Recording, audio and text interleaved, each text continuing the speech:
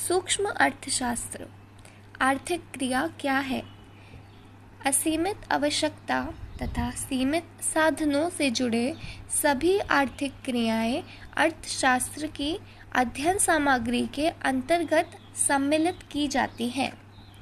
आधुनिक अर्थशास्त्रियों के अनुसार उस क्रिया को आर्थिक क्रिया कहते हैं जिसका संबंध मानवीय आवश्यकताओं को संतुष्ट करने के लिए सीमित साधनों के उपयोग से होता है।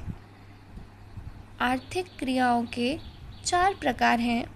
पहला उपभोग, दूसरा उत्पाद, तीसरा विनिमय, वस्तु कीमत निर्धारण, साधन कीमत निर्धारण, चौथा निवेश।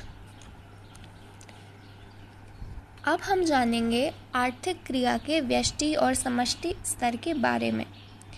व्यष्टि अर्थशास्त्र। व्यष्टि अर्थशास्त्र में केवल एक व्यक्तिगत इकाई की आर्थिक क्रियाओं का अध्ययन किया जाता है। उदाहरण, एक उपभोक्ता का व्यवहार, एक उत्पादक अथवा एक फर्म द्वारा उत्पादन क्रिया आदि अनेक ऐसी आर्थिक क्रियाएं हैं जो व्यक्तिगत आर्थिक इकाई से संबंधित है, जिनका अध्ययन व्यष्टि अर्थशास्त्र में किया जाता है। समष्टि अर्थशास्त्र।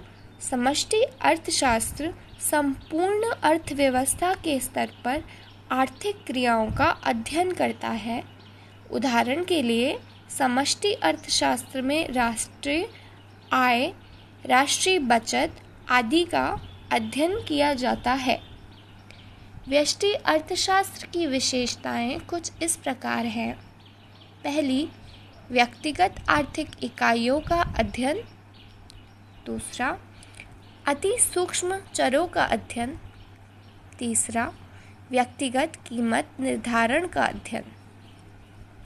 व्यष्टि अर्थशास्त्र के क्षेत्र में निम्नलिखित 3 प्रमुख सिद्धांतों को सम्मिलित किया जाता है। पहला, वस्तु कीमत निर्धारण सिद्धांत। दूसरा, साधन कीमत निर्धारण सिद्धांत। तीसरा, आर्थिक कल्याण का सिद्धांत। व्यष्टि अर्थशास्त्र के अध्ययन का महत्व कुछ इस प्रकार है। पहला, संपूर्ण अर्थव्यवस्था के ज्ञान के लिए आवश्यक। दूसरा, आर्थिक समस्याओं के निर्णय में सहायक। तीसरा, आर्थिक नीति के निर्धारण में सहायक। चौथा, व्यावहारिक अर्थशास्त्र के ज्ञान में सहायक। पांचवा, पूंजीवादी प्रणाली की कार्यप्रणाली के ज्ञान में सहायक। अब हम जानेंगे आर्थिक विश्लेषणों की परिसीमाएं। पहला, समग्र नहीं बल्कि अंश का अध्ययन। दूसरा, अपर्याप्त विश्लेषण।